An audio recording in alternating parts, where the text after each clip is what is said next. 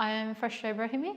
I am mountaineer from Afghanistan. I delivered a talk in mountaineering and trekking workshop yesterday, and I talk about all women ascents in mountains of Afghanistan and what it takes to put these logistics all together and do mountaineering in the remote areas of Afghanistan. For me to help to put these expeditions together in Afghanistan was to make sure that all the permission is in place. There are lots of paperwork that need to be done, making sure the governor of the area is completely well known, the purpose of the expedition, where we're going, so everything is in place. And making sure the families are okay. My job was to go to every member's house, talk to their parents that this is where we're going, your girls are going to be in good hands, and they're secure, safe. And look, we talk with the governor, and we have security guards with us. They confirm the place is safe. It is very unusual to what I hear in, for example, now I am in the UK, how the expeditions are being organized, putting together. There are lots of barriers to put together there were lots of barriers to put this kind of expedition together in Afghanistan, because it is, first of all, this is a very uncommon sport, and security-wise, Afghanistan, there are only some specific areas that, as a mountaineer and as an outdoor lover, you have access to.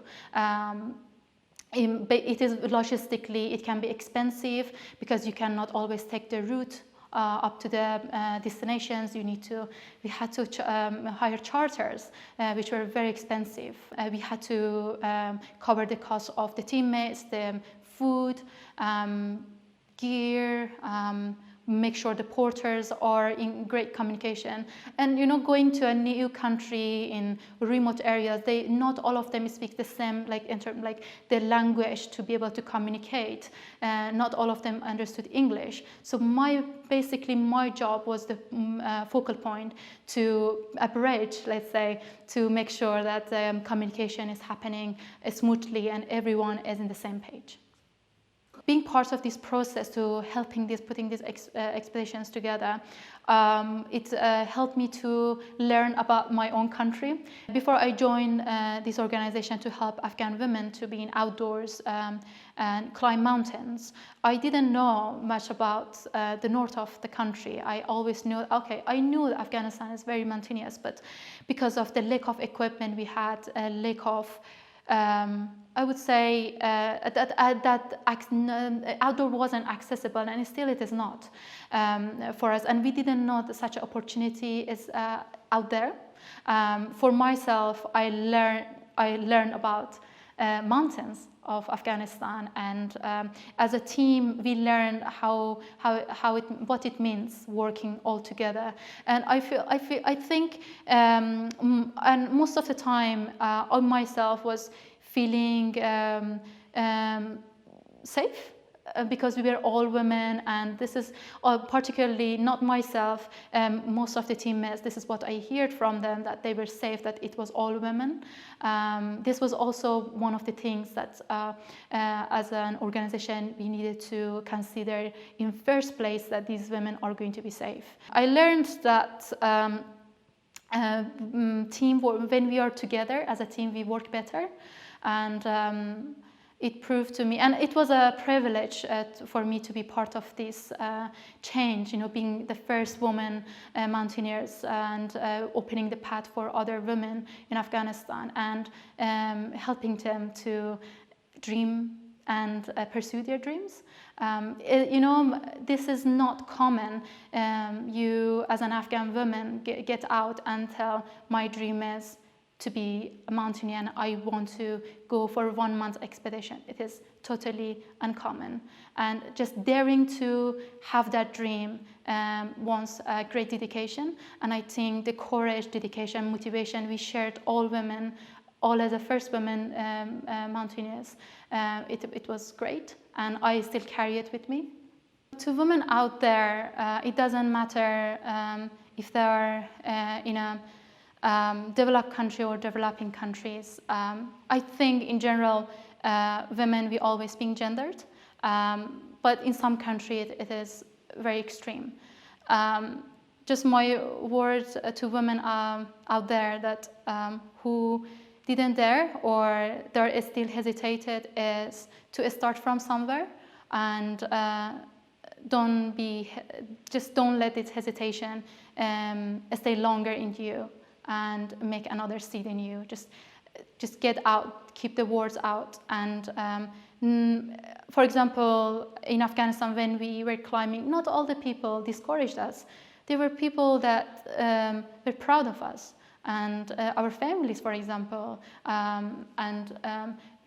Through the years, we had more members. That's shown that people, there is still some people that they want their daughters and sisters to be part of this initiative. It's just looking forward and be positive. This is what I would say. It doesn't matter if it is a mountain expedition or it can be a very uncommon thing that you're dreaming for. Don't think you can't do it. The only person can stop you is only you. It was proven to me. I know there are always the cultural barriers, the society barriers, or it can be a barrier from the family side.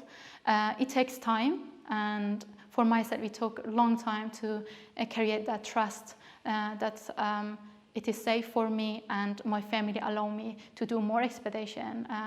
It should be a continuous dream. Don't think just it is a dream that you wake up in the morning, then following day, and you don't think about it. Think about your dream every day. And one day there will be a door open for you, and take that opportunity. Through my own personal experience of doing mountaineering in Afghanistan, overcoming all these challenges, standing against all odds in my country, and now being a refugee in the UK, and being an asylum seeker and now a refugee, I would like to help asylum seekers and refugees, and through helping outdoor to be accessible for this community and helping them to overcome the mental challenge that they go through. Because being through asylum process and then refugee, it can be overwhelming, and especially in new culture that you have zero knowledge of the language or the culture, no friends, no community. You, as a person, there are always moments that you want to give up. And you always question yourself, why are you doing this? Why you're here?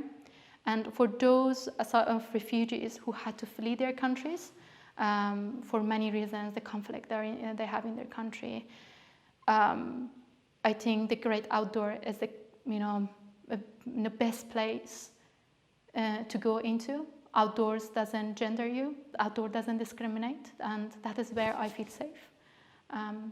And this is a personal level experience that I would like to give back to refugees and asylum seekers one day.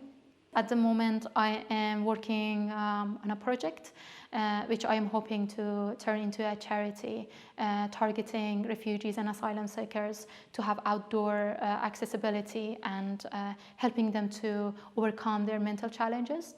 Through my own journey of being asylum seeker and moving to a new country, I have met lots of asylum seekers that they have very tough journeys, and their leave from their country wasn't their choice. They had to leave, and the trauma, some of them, they have been through great trauma. It was really hard to hear their stories. The project I'm working on is called Unstoppable Project, and the project is aiming to help refugees and asylum seekers to have access to the outdoor and overcome their mental challenges. And just thinking that if we can help them to find their mental health, how much they can give back to the community. This is what I would like to see.